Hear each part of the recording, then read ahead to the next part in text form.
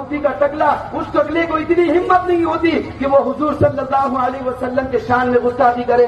मोहतरम सामने किराम, मैं उस योगी को मदीना गांव शहर से मुस्तफा मस्जिद के सामने से ये चैलेंज करता हूं कि अगर है टकले तो तेरी अगर इतनी हिम्मत है तो तुम मदीना गांव में आकर खाली सिर्फ और सिर्फ आका सल्लल्लाहु अलैहि वसल्लम के नाम के जो गुस्ताख है, जो गुस्ताखी कर, जो आइला मोहम्मद के नाम पर जो आज बैनर लगा रही है, अगर तू उन्हें अरेस्ट करेगा तो मैं कसम खुदा की मुस्तफा मस्जिद के सामने के उसे टकले को चैलेंज करता हूं कि तुम मस्जिद गांव से हमारे साल भैया के ढाबे तक भी तू नहीं पहुंच पाएगा कि तुझे उठाकर सीधा तुझे दफना दिया जाएगा।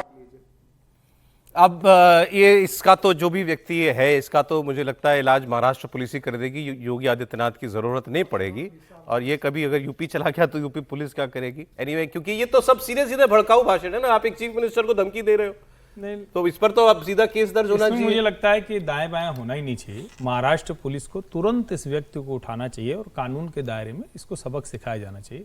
बाकी यूपी एटीएस भी पैसे वैसे तो यूपी में कम नहीं, रेवेन्यू सरप्लस है तो वो भी जा सकते हैं, इसमें कोई दिक्कत नहीं है। लेकिन एक बात जो हमें यहां से कहनी चाहिए वो ये कि ये जो आदमी ने जो बोला कि गुस्ताखे नबी होगी तो तू कार्रवाई नहीं करता, कहां हुई गुस्ताखी नबी इस पूरे केस में? कहां कोई कहीं से आपने कोई ऐसी खबर सुनी कि कोई खराब बात कही गई, कोई रिलीजियस भावनाओं को ठेस पहुंचाने के लिए किसी ने कोई बात कही? ये तो विवाद केवल एक पोस्टर पर है कि वो पोस्टर जगह जगह चिपकाया जाए, लहराया जाए या नहीं।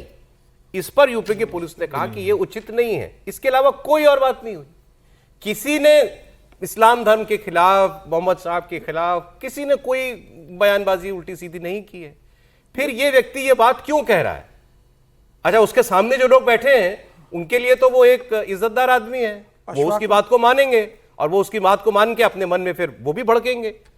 कैसे तिल का ताड़ और तमाशा बनाया जाता है, ये इस बात का सीधा सीधा प्रमाण है। बता दूं, जिसको ये कहा गया कि आई लव मोहम्मद के पोस्टर पर कोई एतराज हुआ है, किसी हिंदू ने, किसी व्यक्ति ने किसी ऐसे पोस्टर पर एतराज नहीं किया गया। जो एफआईआर भी हुई उत्तर प्रदेश में, वो जो नारेबाजी हुई है, सर तन से जुदा के नारे लगे हैं, उस पर एफआईआर हुई।